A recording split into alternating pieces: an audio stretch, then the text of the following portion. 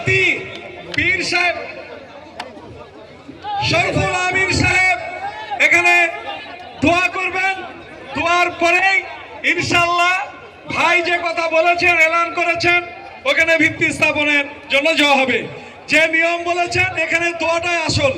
সকলে আমরা দোয়াতে অংশগ্রহণ করি এবং আল্লাহর দরবারে দোয়া করি আল্লাহ পাক যেন সমস্ত হাসিদিনদের হাসাদ থেকে আল্লাহ হেফাজত রাখেন, বলে আল্লাহুম্মা আমিন। সমস্ত চক্রান্তকারীদের চক্রান্ত থেকে আল্লাহ ব্যর্থ করে দেন, বলে আল্লাহুম্মা আমিন। আল্লাহ পাক বাবরি মসজিদকে কাজ শুরু হওয়া থেকে শেষ না পর্যন্ত আল্লাহ পাক যেন কাজ চালাতে থাকেন, বলে আল্লাহুম্মা আমিন। সমস্ত রুকুয়াতকে আল্লাহ দূর করেন, বলে আল্লাহুম্মা আমিন। যে মানুষটির ওসিলাতে, যে মানুষটির মেহনতে, যে মানুষটি অক্লান্ত পরিশ্রমে এই বাবরি মসজিদ হতে চলেছে, যাবতীয় সংগ্রামী জননেতা জনাব হুমায়ুন কবির সাহেবের জন্য আল্লাহ দরবারে আমরা দোয়া করি আমার ভাইকে আল্লাহ পাক যেন সমস্ত হাসিদিনদের হাসাদ থেকে, চক্রান্তকারীদের চক্রান্ত থেকে আল্লাহ পাক যেন হেফাজত করেন। একবার জোরে বলে আল্লাহুম্মা আমিন। ভাই সাহেব, আজকে খুবই আনন্দ পাচ্ছি। আপনারা শুনেছেন আমার ভাইয়ের সঙ্গে কি ব্যবহার করা হচ্ছে। সুতরাং এই মানুষটি সকলের প্রিয় মানুষ। অনেকজনা ভুল ভাবেন উনি আলেমদেরকে যা ভালোবাসেন, এলাকা অনেক এমএলএ এমপি আছেন, এইরকম সম্পর্ক খুব এমএলএ এমপিদের কম আছে। কথা ভুল না ঠিক ভাই? যার ডাকে সাড়া দিয়ে হাজার হাজার উলামা ইকরাম এই মজলিসে এসেছেন, যার হাজার সাড়া দিয়ে লক্ষ লক্ষ মানুষ এখানে এসেছিলেন। ভাই বলেছিলেন ৫,০০০ লোক হবে, এখন দেখছি লাখ লাখ লোক এখানে জমায়েত হয়েছে। জোরে বলি নারায়ে তাকবীর।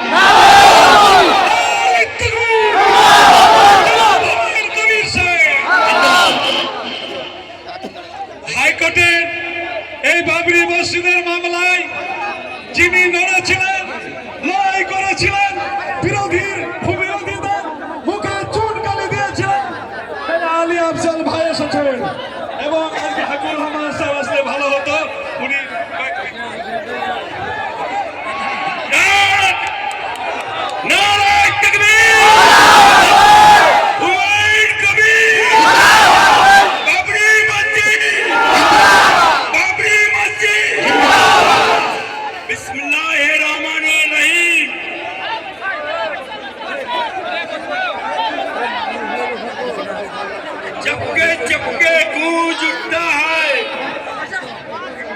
मुसलमान के घर में नारा उठता है, बेलदगा में बाबरी मस्जिद होएगा होएगा होएगा इंशाल्लाह।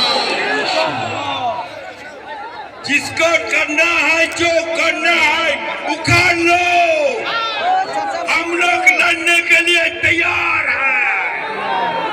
जिसको साथ खोदा है उसको डरने का बात नहीं है। আমরা যারা বলেছিল হুমায়ুন বাবরি মসজিদ করছে না কেন, তাদেরকে বলছি বাবরি মসজিদ উদ্ঘাটন করছে হুমায়ুন কবির নিজে, খোদার মদতে। আর যারা বলছে কিনা বাবরি মসজিদের নাম ঘেঁষে ঘেঁষে তুলে দেব, তাদেরকে বলছি আমরা গ্রাম বাংলার মানুষ, হাতে নুরো নিয়ে তাদেরও ঘষে ঘষে ফাঁসা করে দেবো। আমি শুধু আপনাদেরকে বলতে চাই, বাবরি মসজিদ ইনশাআল্লাহ ৬ ডিসেম্বর ওখানে অযোধ্যাতে ধ্বংস হয়েছিল, আর ৬ ডিসেম্বর বাবরি মসজিদ বেলডাঙ্গাতে শুরু হয়েছে, ইনশাআল্লাহ শেষ হবে। শুধু একটাই আবদার করে যাব আপনাদের কাছে, আমি মরে গেলে হুমায়ুনের কাছে দরবার করছি আমার জানাজাটা যেন এই বাবরি মসজিদের সামনে হয়, এটাই আমি আপনাদের কাছে প্রার্থনা করি।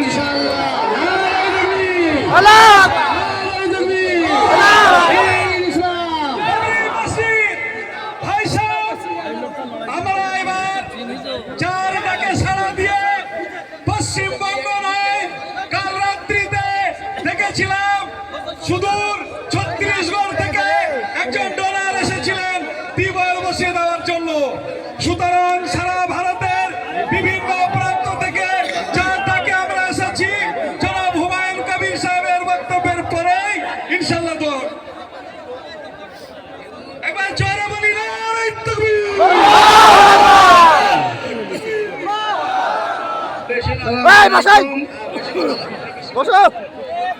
রাজ্যের বিভিন্ন প্রান্ত থেকে মুর্শিদাবাদ জেলা, নদিয়া জেলা, মালদা, উত্তর দিনাজপুর, বীরভূম এইসব জেলা থেকে যেভাবে মানুষ আপনারা এসেছেন বারবার, সেই 6 ডিসেম্বর থেকে আজকে 11ই ফেব্রুয়ারি মধ্যেখানে 2 মাসের বেশি সময় অতিক্রান্ত হয়েছে।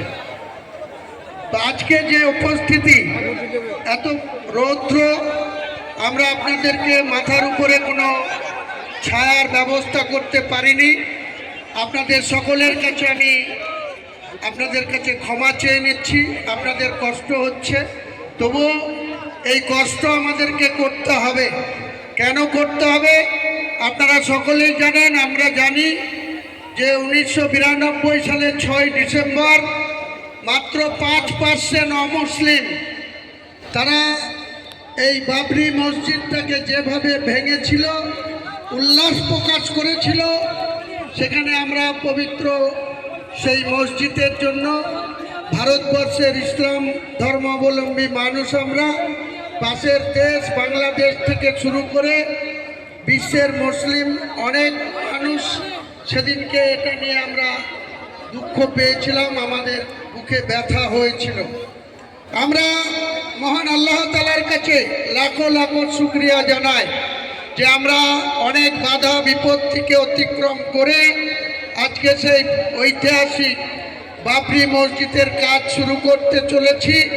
আমাদের বসিরহাটের সম্মানীয় বুজুর্গ মানুষ, তিনি অনেক কষ্ট করে, আমি ওনার বাড়িতে গিয়ে দাউদ দিয়ে এসেছিলাম, উনি আমার কথা রেখেছেন। কাল রাত্রিতেই দুটো জালসা শেষ করে ভোর রাত্রে বহরমপুরে পৌঁছিয়েছিলেন। ওনাকে আমি এখানে উপস্থিত করতে পেরেছি। ইনশাল্লাহ ওনার হাত দিয়েই কারি সাহেব আমাদের প্রতিদিন দোয়া করে, জুম্মার নামাজ পড়ান, প্রতিদিন বাবরি মসজিদ নিয়ে আমাদের নিয়ে দোয়া করেন। আজকে আমাদের এই বুজুর্গ ব্যক্তির সঙ্গে দোয়া শুরু হবে। উনি দোয়া শেষ করার পর আপনাদেরকে সকলকেই আমি আর একবার লাস্ট অনুরোধ করব, কেউ বিশৃঙ্খলভাবে এধার ওধার চলে যাবেন না, সবাই এখানে বসে থাকবেন।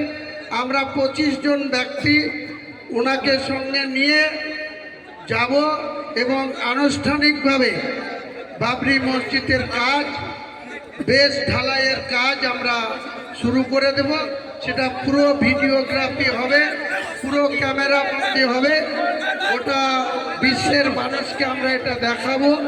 আগামী দিনে আপনাদেরকে এই লক্ষ মানুষের সামনে আমি এটা আল্লাহর উপরে আস্থা ভরসা রেখে ইনশাআল্লাহ 2 বছরের মধ্যে পুরো বাবরি মসজিদ এখানে কমপ্লিট করে আমরা গোটা বিশ্বকে দেখাবো বাংলার মুসলমানরা কোনো কিছুতেই পিছু হটতে জানে না। মুর্শিদাবাদের ঐতিহাসিক জেলা, সেই জেলার মানুষ আমাদের শেষ নবাব সিরাজউদ্দৌলা 1757 খ্রিস্টাব্দে পলাশির প্রান্তে অস্ত্র নিবেদিত হয়েছিল।